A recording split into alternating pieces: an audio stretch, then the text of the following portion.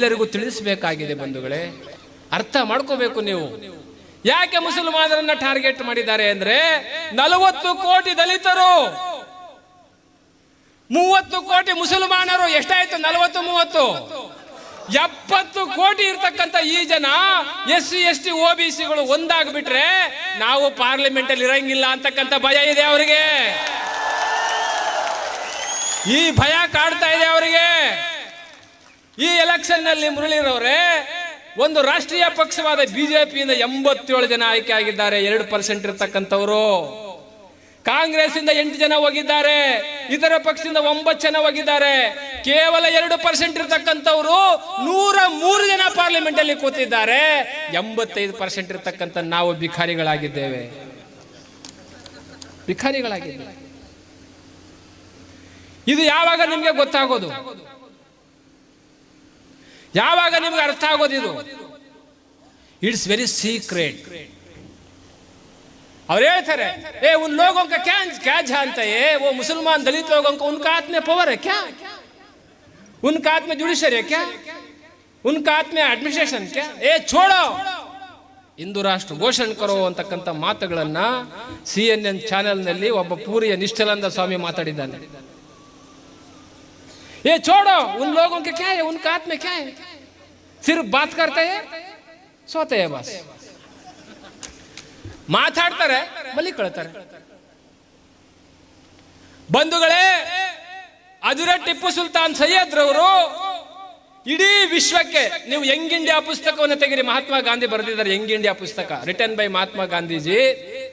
Young India ಪುಸ್ತಕದಲ್ಲಿ ದಾಖಲೆ ಮಾಡ್ತಾರೆ, ಟಿಪ್ಪು ಸುಲ್ತಾನ್ ಮಹಾಶಯರು ಇಡೀ ವಿಶ್ವಕ್ಕೆ ಹಿಂದೂ ಮುಸಲ್ಮಾನರ ಭಾವೈಕ್ಯದ ವಜ್ರ ಅಂತಕ್ಕಂಥ ಮಾತನ್ನ ಗಾಂಧೀಜಿಯವರು ಬರೆದಿದ್ದಾರೆ ಟಿಪ್ಪು ಸುಲ್ತಾನ್ ಬಗ್ಗೆ. ನೀವು ಟಿಪ್ಪುವನ್ನ ದೇಶದ್ರೋಹಿ, ರಾಷ್ಟ್ರದ್ರೋಹಿ ಎನ್ನುವರು, ಮಹಾತ್ಮ ಗಾಂಧಿನೂ ರಾಷ್ಟ್ರದ್ರೋಹಿ ಅನ್ಬೇಕಲ್ಲ ಸ್ವಾಮಿ? ಕೊಂದೇ ಬಿಟ್ರಲ್ಲ ಸ್ವಾಮಿ, ನಮ್ಮ ಶಿವಸುಂದರ ಸೂಟೆ ಮಾಡ್ಬಿಟ್ರಲ್ಲ ಸ್ವಾಮಿ. ನಿಮಗೆ ಒಂದು ರಹಸ್ಯ ಇದೆ, ಅವರು ಮುಸಲ್ಮಾನರನ್ನ ಯಾಕೆ ಟಾರ್ಗೆಟ್ ಮಾಡಿದ್ದಾರೆ ಅಂದ್ರೆ, ಮುಸಲ್ಮಾನರು, ದಲಿತರು, SC STಗಳು ಈ ದೇಶದ ಬಹುಸಂಖ್ಯಾತರು. ಅವರು ಏನಾದ್ರೂ ಒಂದಾಗ್ಬಿಟ್ರೆ, ಅವ್ರೇನಾದ್ರೂ ವೋಟ್ ಪವರ್ ಅವ್ರಿಗೇನಾದ್ರು ಸರಿಯಾಗಿ ತಲೆನಲ್ಲಿ ಓಟಿನ ಮಹತ್ವ ಗೊತ್ತಾಗ್ಬಿಟ್ರೆ ಪಾರ್ಲಿಮೆಂಟ್ ಅವ್ರದ್ದಾಗ್ಬಿಡುತ್ತೆ. ಇದಕ್ಕೆ ಅವ್ರೇನ್ ಮಾಡಿದ್ದಾರೆ, ಡಿಸ್ಟರ್ಬ್ ಮಾಡಿದ್ದಾರೆ. ಮುಂದಿನ ವರ್ಷ ಅವರ ಸರ್ಕಾರ ಬರಬೇಕು, ಕೇವಲ ಮುಸಲ್ಮಾನರ ಬಾವುಟಗಳನ್ನ ತೋರಿಸಿ, ಕೇವಲ ಮುಸ್ಲಿಮರ ಟೋಪಿಗಳನ್ನ ತೋರಿಸಿ ನಿಮ್ಮ ವಿರುದ್ಧ ಎಲ್ಲರನ್ನು ಎತ್ತುಕಟ್ಟಿ ಅವರು ಮತ್ತೊಮ್ಮೆ ಸರ್ಕಾರ ರಚಿಸ್ತಕ್ಕಂಥ ಹುನ್ನಾರದಲ್ಲಿದ್ದಾರೆ ಸ್ವಾಮಿ. ಇನ್ನೊಂದು ಸಾರಿ ಸರ್ಕಾರಕ್ಕೆ ಬರೋಕಿದ್ದಾರೆ ಅವರು. ಅದಕ್ಕೆ it is a very secret agenda is there. ನೀವು ಅರ್ಥ ಮಾಡಿಕೊಳ್ಳಿ. ದಲಿತರು, ಮುಸಲ್ಮಾನರು, OBCಗಳು, SC ST, ನಮ್ಮ ಸ್ನೇಹಿತರು ಹೇಳ್ದಾಗೆ, ನಮ್ಮ ಮುರಳಿ ಅವರು ಹೇಳ್ದಾಗೆ, ಈ ದೇಶವನ್ನ ಕಟ್ಟಿ, ಈ ದೇಶವನ್ನ ಬೆಳೆಸಿ, ಈ ದೇಶದ ರಕ್ತ ಯಾರ್ದಾರು ಸುರಿದಿದೆ ಅಂದ್ರೆ ಅದು ಈ ದೇಶದ ಮೂಲ ನಿವಾಸಿಗಳು, ದ್ರವಿಡಿಯನ್ ಬ್ಲಡ್ ಈ ದೇಶದಲ್ಲಿ ಹರಿತಾ ಇದೆ. ಅದು ಯಾರು ಅಂದ್ರೆ ಮುಸಲ್ಮಾನರು, ದಲಿತರು, ಹಿಂದುಳಿದ ವರ್ಗದವರು ಸ್ವಾಮಿ.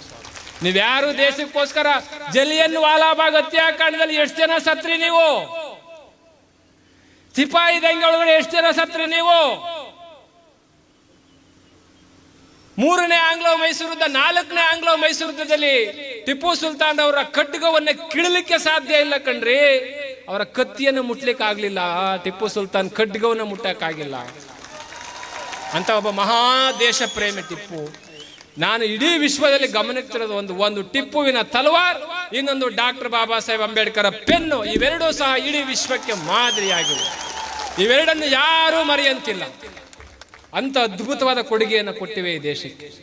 ಮಂಗಳೂರಿನ ನನ್ನೆಲ್ಲ ಬೆಳ್ತಂಗಡಿಯ, ಉಪ್ಪಿನಂಗಡಿ ನನ್ನೆಲ್ಲ ಮುಸಲ್ಮಾನ್ ಬಂಧುಗಳಿಗೆ, ದಲಿತ ಬಂಧುಗಳಿಗೆ, OBC ಬಂಧುಗಳಿಗೆ ಕೇಳ್ಕೊಳ್ತೇನೆ, ನೀವು ಶಾಂತಿ ಪ್ರಿಯರು, ನೀವು ಶಾಂತಿ ಪ್ರಿಯರು, ನೀವು ವಿಶ್ವಕ್ಕೆ ಪ್ರೀತಿ ಕೊಟ್ಟವರು, ವಿಶ್ವಕ್ಕೆ ಸೋದರತ್ವವನ್ನು ಕಲಿಸಿದವರು, ಇಡೀ ವಿಶ್ವಕ್ಕೆ ನೀವು ಭ್ರಾತೃತ್ವವನ್ನು ಕೊಟ್ಟಂತವರು.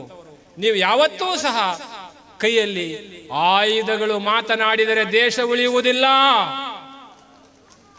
ಈ ದೇಶದಲ್ಲಿ ಆಯುಧಗಳು ಮಾತನಾಡಬಾರದು.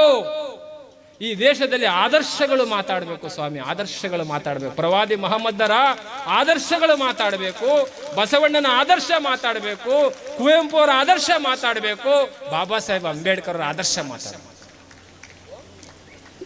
ಅದಕ್ಕೋಸ್ಕರವಾಗಿ 3 ಕಾರ್ಯಕ್ರಮವನ್ನು ಮುಗಿಸಿ ಉಪ್ಪಿನಂಗಡಿಗೆ ಬಂದು ನಿಮ್ಮೆಲ್ಲರ ದರ್ಶನವನ್ನು ತೆಗೆದುಕೊಂಡು ಮತ್ತೊಂದು ಸಾರಿ ನೀವೆಲ್ಲರೂ ಕುಳಿತು ಸುದೀರ್ಘವಾಗಿ ಚರ್ಚೆ ಮಾಡಬೇಕು. ಸಿರ್ಫ್ ಬಾತ್ ಕರ್ನೆ ಕೆ ಲಿಯೆ ನಹೀ ಆಯೇಗಾ ಇದರ್. ಮಾತಾಡ್ತಕ್ಕಂಥವ್ರು ದೇಶ ಆಳಕ್ಕಾಗೋದಿಲ್ಲ. ಮಾತನಾಡಿ ಮನೆ ಸೇರ್ಕೋಬಾರ್ದು. ಮಾತಿಗೆ ಮಹತ್ವ ಇರಬೇಕು, ಮಾತು ಮಲಿನ ಆಗಬಾರ್ದು. ಅದನ್ನು ನೀವು ದಯಮಾಡಿ ತಿಳ್ಕೋಬೇಕು ಅಂತಕ್ಕಂಥ ಮಾತುಗಳನ್ನ ಹೇಳ್ತಾ, ಇವತ್ತೇನು ನಮ್ಮನ್ನು ಕರೆಸಿದ್ದೀರಿ, ನಿಮ್ಮ ಜೊತೆಯಲ್ಲಿ ಯಾವಾಗಲೂ ಪಿ ಮೂರ್ತಿ ಅವರು ಹೇಳ್ದಾಗೆ, ನಮ್ಮ ಅಂಬೇಡ್ಕರ್ ಸೇನೆ ಅಧ್ಯಕ್ಷರು ಹೇಳ್ದಾಗೆ, ನಿಮ್ಮ ಜೊತೆಯಲ್ಲಿ ಯಾವಾಗಲೂ ನಾವಿರ್ತೇವೆ. ನೀವು ಯಾವುದೇ ಕಾರಣಕ್ಕೂ ಈ ದೇಶದಲ್ಲಿ ನಿಮ್ಮನ್ನು ಹೊರಗಾಕೋಕ್ಕಾಗೋದಿಲ್ಲ. ಸಂವಿಧಾನದಲ್ಲಿ ಅವಕಾಶ ಇಲ್ಲ. ಸಂವಿಧಾನನ ಉಳಿಸ್ಕೋಬೇಕು. ಇದನ್ನ ಏನಾದರೂ ಅವರು ಬಂದ್ ಮಾಡಿಲ್ಲ ಅಂದ್ರೆ ಮೋದಿ ಹಠಾವೋ ಭಾರತ್ ಬಚಾವೋ ಅಂತಕ್ಕಂಥ ಆಂದೋಲನವನ್ನು ನಾವು ಮಾಡೋಣ ಅಂತಕ್ಕಂಥ ಮಾತುಗಳಿಗೆ ವಿರಾಮ ಹೇಳ್ತೇನೆ. ಜೈ ಭೀಮ್, ಜೈ ಭಾರತ್. ಅರ್ಥಗರ್ಭಿತ ಮಾತಿನ